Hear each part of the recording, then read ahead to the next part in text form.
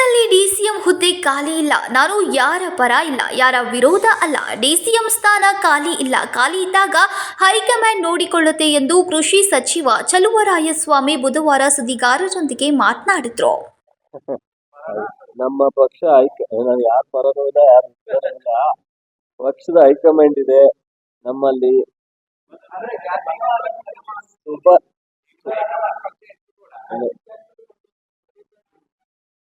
ಸರಿ, ಖಾಲಿ ಇಲ್ವಲ್ಲ, ಖಾಲಿ ಆದಾಗ ಕ್ಲೈಮ್ ಮಾಡೋದು ಕರೆಕ್ಟು. ದಲಿತರಿಗೂ ಕೊಡಬಾರ್ದು ಅಂತಿಲ್ಲ, ಅಥವಾ ಮೇಜರ್ ಕಮ್ಯುನಿಟಿ ಕೊಡಬಾರ್ದು ಅಂತಿಲ್ಲ, ಬ್ಯಾಕ್ವರ್ಡ್ ಕೊಡಬಾರ್ದು ಅಂತಿಲ್ಲ. ಯಾವುದಕ್ಕೂ ಅವಕಾಶಗಳು ಬಂದಾಗ ನಮ್ಮ ಪಕ್ಷ ಮಾಡ್ಕೊಂಡೇ ಬಂದಿದೆ.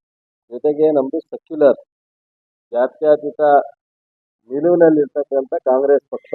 ಯಾವುದೇ ಒಂದು ಸಮಾಜಕ್ಕೆ ಪ್ರೋತ್ಸಾಹ ಕೊಡ್ತಕ್ಕಂಥದ್ದು ನಮ್ಮ ಪಕ್ಷಕ್ಕೆ ಉದ್ದೇಶನೂ ಇಲ್ಲ, ಹಿಂದಿನಿಂದ ನಡ್ಕೊಂಡು ಬಂದಿಲ್ಲ.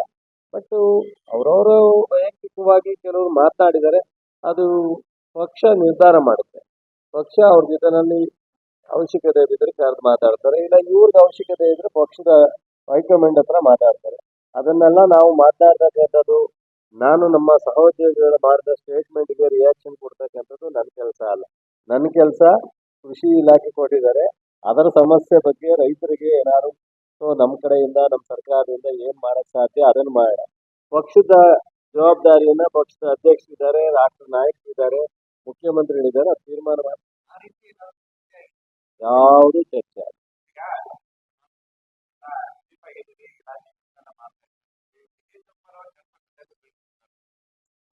ಬೈ ಎಲೆಕ್ಷನ್ ಪಕ್ಷದ ಅಧ್ಯಕ್ಷರಿಗೆ ಅದು ನಮ್ಮದು ಜಾತ್ಯತೀತ ನಿಲುವು ಇರುವ ಪಕ್ಷ ಕಾಂಗ್ರೆಸ್. ವೈಯಕ್ತಿಕವಾಗಿ ಕೆಲವರು ಮಾತನಾಡಿದ್ದಾರೆ. ಪಕ್ಷ ತೀರ್ಮಾನ ಮಾಡುತ್ತೆ. ಪಕ್ಷದ ಜವಾಬ್ದಾರಿ ಅಧ್ಯಕ್ಷರು, ಮುಖ್ಯಮಂತ್ರಿ ಇದ್ದಾರೆ, ನೋಡಿಕೊಳ್ತಾರೆ.